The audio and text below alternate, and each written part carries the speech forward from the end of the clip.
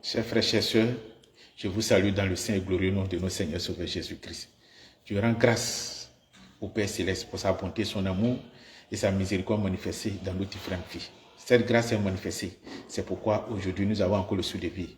Nous voyons, nous entendons, nous parlons, nous marchons, nous saisissons. C'est par pure grâce. Et c'est pourquoi l'apôtre Jean a dit « Tout est grâce sur grâce ».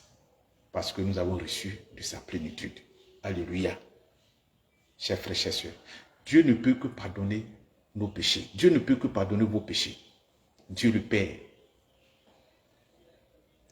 qui a pour nature amour, l'amour qui se manifeste par le pardon. Dieu ne peut que pardonner nos péchés, vos péchés. Dieu a envoyé Jésus-Christ et il a fait mourir Jésus à la croix de Golgotha. Jésus a versé son sang pour régler le problème du péché une fois pour toutes, dans Hébreux chapitre 10 à partir du verset 14. Et Dieu le Père a rendu témoignage de Jésus en disant que celui qui va accepter Jésus comme Seigneur et Sauveur va recevoir le pardon de tous ses péchés, la délivrance de la nature du péché, et celui-là sera justifié, sera en règle vis-à-vis de lui, Dieu le Père. Parce que c'est en Christ que nous recevons le pardon de tous nos péchés et la délivrance du péché.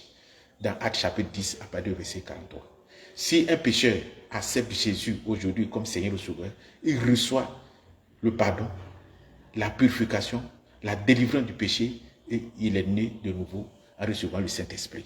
Il devient fils de Dieu, héritier de Dieu, chers frères, chers sœurs. Si un croyant tombe dans le péché et qu'il se repent, il confesse ses péchés, il reçoit le pardon de tous ses péchés, la purification de tous ses péchés. Si Dieu ne le fait pas, c'est que Dieu est injuste et infidèle. Or, la Bible nous dit que Dieu est juste et fidèle. Donc, Dieu ne peut que pardonner tous nos péchés si nous nous repentons sincèrement. Alléluia. Si nous nous repentons sincèrement. Alléluia. Chers frères et chers sœurs, Dieu a un cœur d'amour, un cœur rempli d'amour. Et Dieu prend plaisir à pardonner tous nos péchés, les péchés de l'humanité. Dieu prend plaisir. Et c'est pourquoi après la chute, Dieu a prévu un plan de rédemption. Il a prévu une expiation pour expier le péché de l'humanité, pour pardonner le péché de l'humanité après la chute. Chers frères, chers sœurs, dans l'Ancien Testament, Dieu acceptait le sang des boucs et des moutons. La Bible nous dit dans Hébreux chapitre 4 et Hébreux chapitre 10, à partir du verset 3 jusqu'à 4. C'était le sang des boucs et des moutons que Dieu prenait pour couvrir le péché et pour que ces hommes puissent manifester sa gloire, bénéficier de sa présence, bénéficier de son amour, de ses révélations, de ses conseils. Dieu prenait le sang et il acceptait le sang des boucs et des moutons. Chers frères, chers, dans le Nouveau Testament,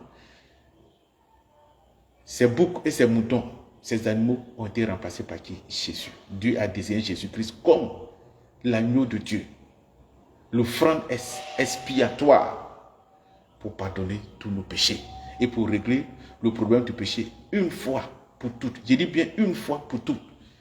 Jésus a été crucifié, son sang a été versé pour nos péchés passés, présents et futurs. Alléluia. Une fois pour toutes, Jésus s'est donné à la croix de Golgotha, à la mort. Son sang est versé pour régler ce problème-là et pour nous donner un salut éternel, une rédemption éternelle dans Hébreux chapitre 9 à partir du verset 12. Chers frères, chers sœurs, c'est pourquoi celui qui croit en Jésus et qui accepte Jésus et qui croit que le sang de Jésus est versé pour tous ses péchés, il reçoit le pardon de tous ses péchés et ses péchés sont oubliés, effacés, chers frères, chers sœurs. Dieu peut pardonner tous les péchés. Il n'y a pas un seul péché que Dieu ne peut pas pardonner.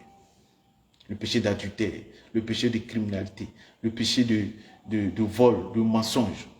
Dieu peut pardonner tous les péchés.